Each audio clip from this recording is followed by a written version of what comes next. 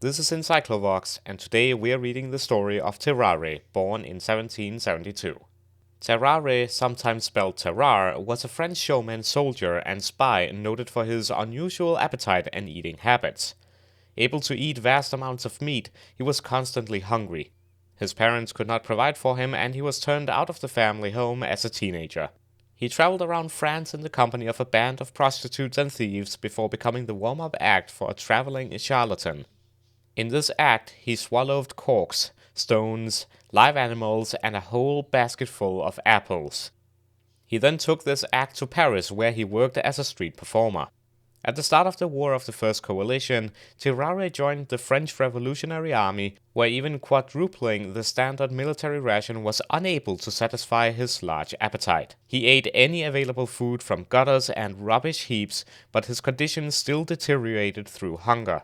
He was hospitalized due to exhaustion and became the subject of a series of medical experiments to test his eating capacity, in which, among other things, he ate a meal intended for 15 people in a single sitting, ate live cats, snakes, lizards, and puppies, and swallowed eels whole without chewing.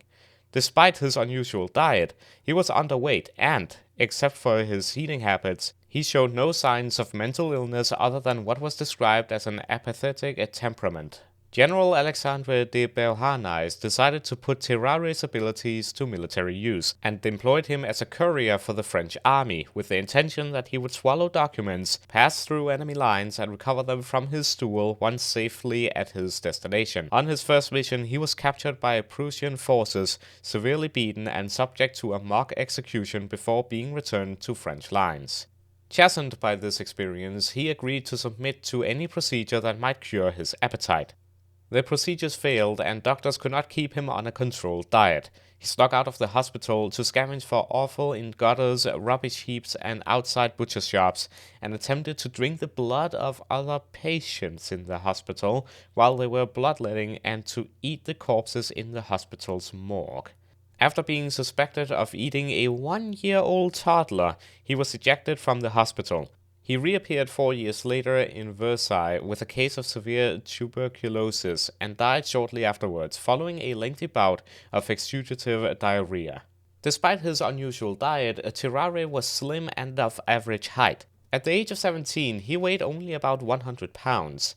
He was described as having unusually soft fair hair and an abnormally wide mouth, roughly 4 inches between his jaws when his mouth was fully extended, in which his teeth were heavily stained, and on which the lips were almost invisible.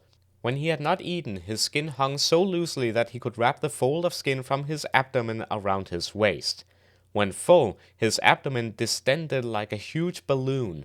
The skin of his cheeks were wrinkled and hung loosely, and when stretched out he could hold 12 eggs or apples in his mouth. His body was hot to the touch, and he sweated heavily. He constantly had a foul body odor. He was described as smelling to such a degree that he could not be endured within the distance of 20 paces.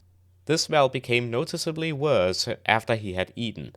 His eyes and cheeks became bloodshot, a visible vapor rose from his body, and he became lethargic, during which time he belched noisily and his jaws made swallowing motions. He had chronic diarrhea, which is said to be fetid beyond all conception. Despite his large intake of food, he did not appear either to vomit excessively or to gain weight. Aside from his eating habits, his contemporaries saw no apparent signs of mental illness or unusual behavior in him, other than an apathetic temperament with a complete lack of force and ideas. The cause of Tarrare's behavior is not known. While there are other documented cases of similar behavior from the period, none of the subjects other than Tarrare were autopsied, and there have been no modern documented cases resembling Tarrare. Hypothyroidism can induce an extreme appetite, rapid weight loss, profuse sweating, heat intolerance, and fine hair. Bonderson, 2006, speculates that Tarrare had a damaged amygdala. It is known that injuries to the amygdala in animals can induce polyphagia. 4 years later, in 1798, Mr. Tessier of Versailles Hospital contacted Percy to notify him that a patient of theirs wished to see him. It was Tarrare, now bedridden and weak. Tarrare told Percy that he had swallowed a golden fork 2 years earlier, which he believed was now lodged inside him and causing his current weakness. He hoped that Percy could find some way to remove it. Percy, however, recognized that he had advanced tuberculosis. A month later, Tarrare began to experience continuous exudative diarrhea, dying shortly afterwards. The corpse rotted quickly. The surgeons of the hospital refused to dissect it. Tessia, however, wanted to find out how Tarrare's intestines differed from those of a normal person. He was also curious as to whether the gold fork was lodged inside him. At the autopsy, Tarrare's gullet was found to be abnormally wide, and when his jaws were opened, surgeons could see down a broad canal into the stomach. His body was found to be filled with pus, his liver and gallbladder were abnormally large, and his stomach was enormous, covered in ulcers and filling most of his abdominal cavity. No fork was ever found. And so ends Tarrare's bizarre life, as told by Wikipedia. You've been listening to EncycloVox. If you liked this, hit subscribe. There's plenty more weirdness where this came from.